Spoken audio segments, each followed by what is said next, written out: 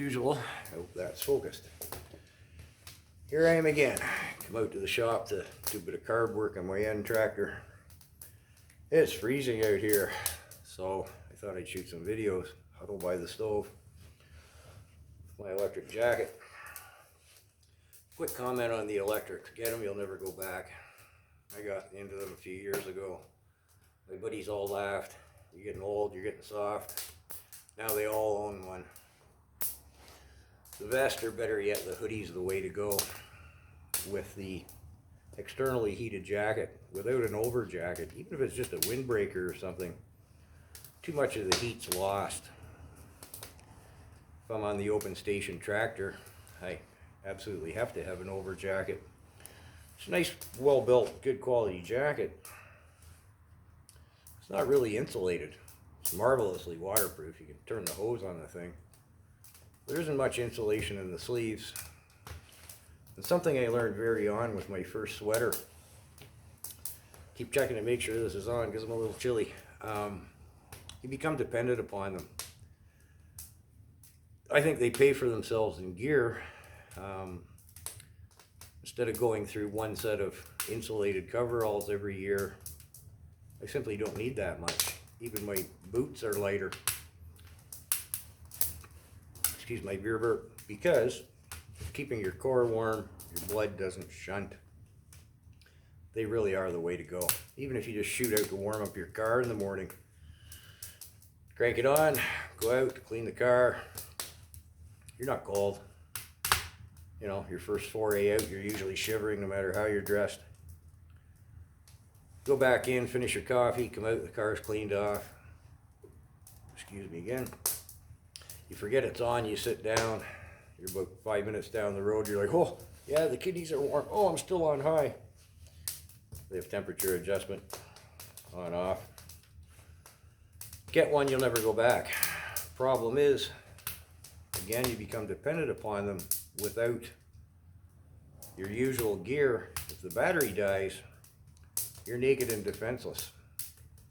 Most people learn that the hard way. I know I did. You want a spare battery, you want to keep them charged. When they first came out, so many people learned that lesson. I guess they were going back in and nicking the batteries. Now they keep them behind the counter. They don't leave them out on display because the batteries just go missing. That said, today's rant and ramble, for some folks' amusement, hopefully to antagonize some others, wind turbines. Here in Ontario a few years back, I always want to call them the hogs at the trough. Our elected public representatives who toil so ceaselessly for us. In their infinite wisdom, decided we needed a whole bunch of wind turbines. Green initiative. Buy some votes, I think. So we went to Denmark for the technology. Now let me make it clear, they didn't come to us, we went there. I think the government admitted at the time, disclosed, whatever, it was $34 billion. And the Danes were quite straight up with it. They said, hey, we've been mucking with this stuff for 30 years. We've put our best efforts into it, and we can't make it pay. It doesn't pay economically. It doesn't pay in the sense of being green. There's too much resources poured into them. Maintenance costs, life expectancy. We haven't been able to make it work. We've put them out in the ocean, we've put them on the coastline, we've put them on the plains, we've put them in the mountains. We can't make it work. So, the powers that be in their infinite wisdom decided to dump however much money it was into it. Nobody wanted it. And it certainly had the NIMBY not in my backyard thing going. But they managed to plant a bunch of them all over the place. Don't ask me how many. Don't ask me how much percentage of the hydro we need they actually produce. Purchase, assembly, maintenance. Again, it's a given. They're not going to pay for themselves in 80 cents. Hidden costs that the government didn't admit to, who knows? They would have had to buy people out of land and stuff. All the people who have a vested interest in wind power claim, oh no harmful effects to humans. Well, you won't see any livestock drive by these fields, these behemoths. You won't see any livestock grazing in under them. The cows know they're bad. So do the sheep. They have birth defects. They're stressed out. They don't produce meat or milk or anything properly. And I have no scientific foundation behind this, but as I've traveled past them, and that's not extensively by any means, I don't see any wildlife hanging around. You don't look across, that 400-acre field where there's really nobody most of the time running around, so you'd think you'd see some deer, some wild turkeys, a coyote, something lurking around out there. I don't see anything. And speculation totally here, I don't see a whole lot of crops growing in under them either. Why aren't they growing corn and soybean and whatever else? You do see some, but a lot of them just seem to appear fallow. And I really do wonder, if the cows and the sheep and the coyotes and the wild turkeys don't want to hang out there. They're not stupid entirely. I mean, the only thing stupider than a cow is a rock. The only thing stupider than a rock is a sheep. They still know better than to hang out under there. So what's going on with the soil? And note, where did they plant these things? On farmland, because it's nice and flat, it's cheap to build there. Now nothing's being grown under it. And I don't wonder if, I'm getting to the point, if they don't bollocks the soil up too. I mean, if the wildlife and the domestic life doesn't like living there, how about the worms and the bugs and the microbes and stuff that make for healthy soil? I mean, is there a reason they're not cash cropping, growing produce under these things? What's going on with the soil? I don't know. Excuse my snuffling. Now, one of the problems with them, out of the myriad of problems they have, again, they're not green to build. They don't become green during their lifetime. And disposing of them, which we've yet to come to, there's a lot of materials in there that, well, they're just no good. One of the big problems with them is, if you look at them from a mile or a quarter of a mile away or something, they look to be quite languid in their movement. The reality of the blade speed is, I did see it on YouTube, a subject on this problem that I'm getting to. The blade speed out at the tip is huge. It's really wailing along. And they abrade themselves.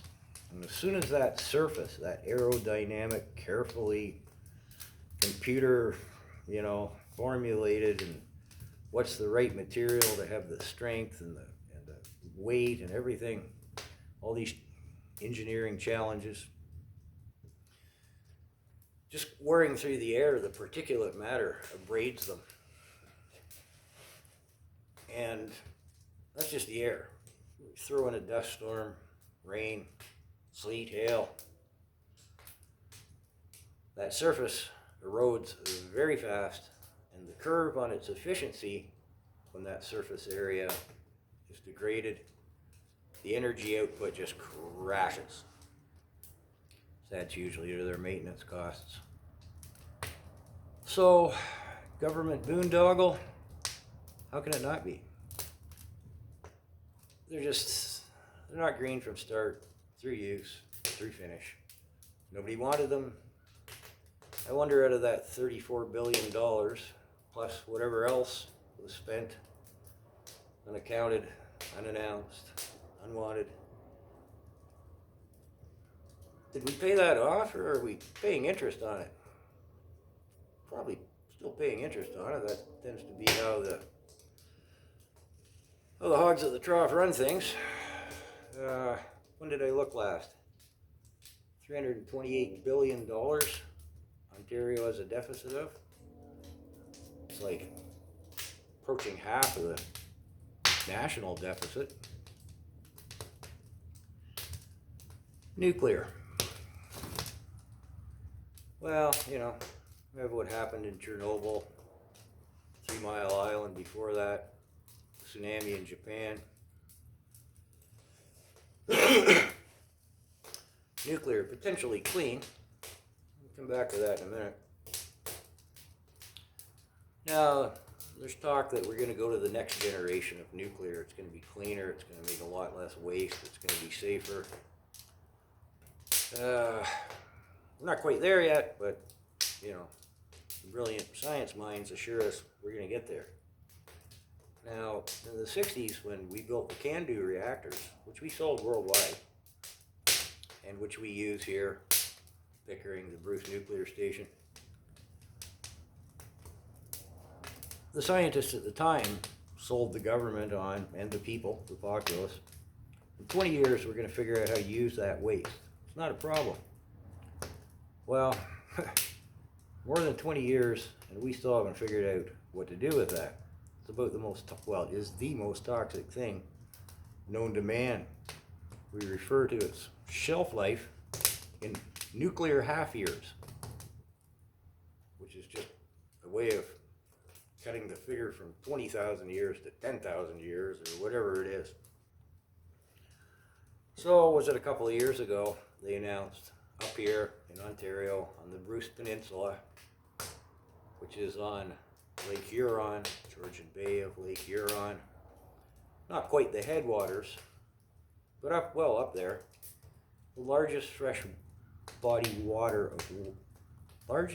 of fresh water in the world. That seems like a really good place to store that stuff. So they dug a shaft. Is it 1,400 feet or 1,400 meters? I don't know. Down into the ground. Again, right there at the headwaters. And a few people said, "Hey, well, is that a good idea? Couldn't we find somewhere else to put it?" No, we couldn't find anywhere else to put it. Nobody wants it. It's been piling up. And they said, well, it's really not such a big deal. We're only going to put the level 2 and the level 3 level waste in there. What kind of waste is that? Somebody asked. They said, like the janitor's mops. I kind of wondered at the time where they put the janitors, but anyways. So yeah, we're not going to really put anything nasty down there. Came to light in no time at all. They had every intention of putting everything down in there. So, busted. Somebody said, "Hey, you're going to do that." They said, "Oh, shucks, you're right, you caught us." Yeah, we are. That was the end of that. So I guess as we speak, we're busy filling that hole up with that stuff in that place. And I could be mistaken about this, but I was pretty sure that part of the deal when we sold all these CANDU reactors, they're all over the world, that we took back the waste. So have we indeed still been bringing back all the waste? If so, simply financially, that was a boondoggle, because any money we made selling the reactors, I'm sure, has long since been absorbed in dealing with the waste, which we're still going to deal with. You might note that after the incident in Japan with the tidal wave, at the time I'd gone for a tour through the Bruce Nuclear Station, and I grabbed up every pamphlet and flyer and piece of propaganda I could get my hands on. And after that incident, we'll refer to it as that disaster in Japan, a lot of places closed their CANDU reactors. I can't remember the numbers, but Germany had a number of them. They've got a lot of nuclear in Germany. And again, I forget the numbers, but they closed a substantial number of their nuclear plants, all of their can-do reactors. They just said, nope, no more of that. Oop, close those. Ooh, we don't want to get into that mess. I think there's 3 of them in Brazil. Brazil said, ooh, we can't afford to do anything except keep the reactors. We don't really have a financial choice. Germany wasn't the only country that shut down their can-do reactors after what happened there. So, solar. Well, we can't make it terribly efficient, not with the technology we have at hand. Excuse me. Australia's given it a really good shot. They've got some real hydro generation problems down there, and they're not having any luck making it work. Nobody except the people who have a vested interest in selling and installing, manufacturing the solar will argue that it's not green to produce over its lifespan either, and disposing of it is a problem. It's not as bad as nuclear waste, but it is a toxic, difficult problem child to dispose of. Here in Canada, it's going to be even less efficient, potentially efficient, than a lot of other places. You know, the tilt of the axis to the sun in the winter, snow on them in the winter. Your average homeowner, if he installs an array of them, we've had, tax concessions. You can sell the power back to the grid. You're actually going to make money, blah, blah, blah. We'll give you grants and loans and stuff. The only people making any money off of that really are the people who are installing them. And they have to be cleaned regularly, or their efficiency plummets, much like the windmill being eroded. I don't think the people who sell you on installing them really point that out. If they're not cleaned regularly, whoosh, they crash out. So solar isn't really the answer either. Now, what is the answer? I don't know. The answer certainly isn't to continually increase our population, meaning we need more hydro.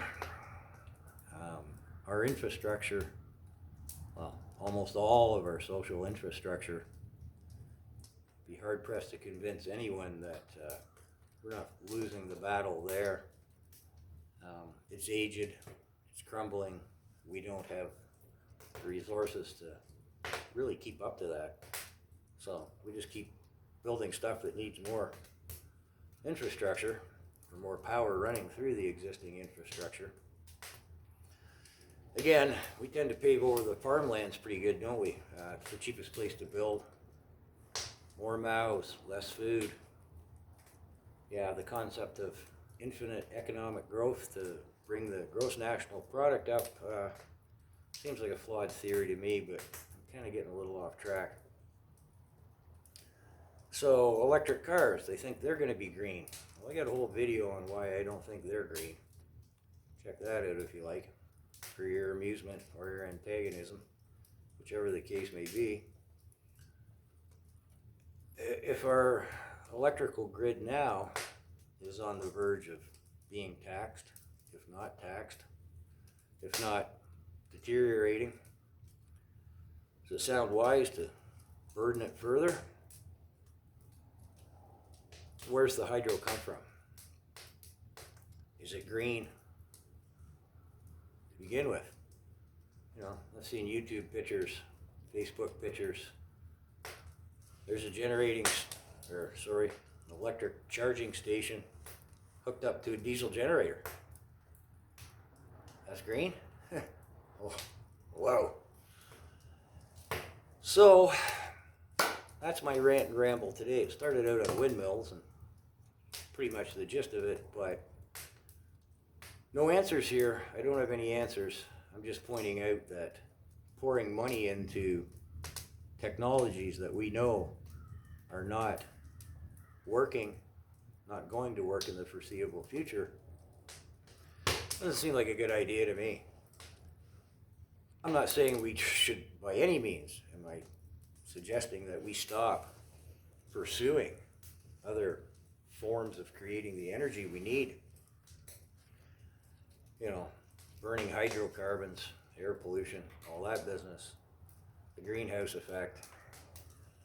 There's no denying we're in trouble, big trouble. You can argue this, you can argue that, they argue this, they argue that, is there greenhouse, isn't there, blah, blah, blah. Basically, we're overpopulated. We burn resources, burn through resources and burn resources like they're infinite and like there isn't a price for it. Take a look at a global satellite imagery of the Earth at night, or anyone who's ever flown across the prairies and then into the eastern seaboard. Tell me that doesn't look like a rash on the planet. The arrogance of our humankind. Can't say mankind anymore. Humankind. We think we can grow infinitely, and we think our science and our brilliance and our somehow inherent deserving as beings is going to solve all of our problems. You know, yeah, we lose a few acres of farmland to get some green energy, get solar panels or windmills. So not a curve on growth of population and decline of food production. Oh, our technology, we keep increasing yieldages every year, be it rice, grain, potatoes, whatever. And then every once in a while something pops up like, you know, the banana. Is it a fungus? There's going to be no bananas because we went to monoculture. Yes, we grew more bananas cheaper. And then whatever ailment comes along afflicts them, no more bananas. But again, our arrogance, our faith in technology. Oh, don't worry, that's not going to happen with rice or grain or potatoes or any of the real staples that we need. No, that's good. I don't know. No answers. I just wanted to stir up some fuss, antagonize some people, and point out I'm going to have a political rant someday soon here. I'm not going to do it today. I was in a good mood before I started this one. Can only have so many of these rants at any given time, otherwise, you know, I'm either going to run screaming naked into the bush or go do something that, you know, thinning the herd out there that is wallowing at the trough. I wouldn't be personally productive if productive in any other sense. So I'll stop this rant here at this point. Hope I gave you some food for thought. Again, I hope I antagonize some people. And we've got to learn, people, my fellow citizens, my fellow peasants, and hey, I'm as guilty of it as anybody else, apathy. We just let these guys do what they want. We're not holding them accountable. Nobody's saying, hey, wait a minute, we don't want that. Wait a minute, how do you think that's a good idea? I think we need referendums, plebiscites, whatever you call it.